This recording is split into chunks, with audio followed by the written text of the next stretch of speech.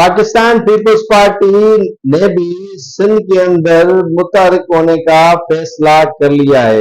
Pakistan peoples party के रहनुमा शैला रजा और दीगर कायदीन ने आज कराची में मुख्तलिफ फोरम्स पर गुफ्तगू करते हुए पीटीआई मुस्लिम लीग नून को आड़े हाथों लिया और इस्तेहकाम पाकिस्तान को भी नहीं बख्शा।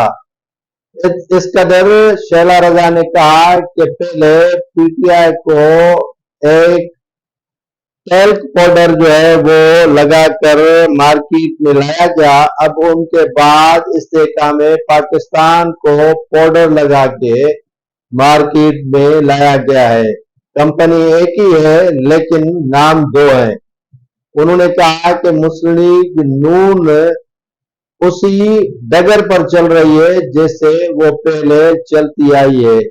उन्होंने पीटीआई के सरबराह इमरान खान पर ताबड़तोड़ हमले करते हुए कहा कि उन्होंने जलसों के अंदर गोगी पीरनी को बचाने की जो मुहिम चलाई थी, आज उसके नतायज मिलना शुरू हो गए हैं।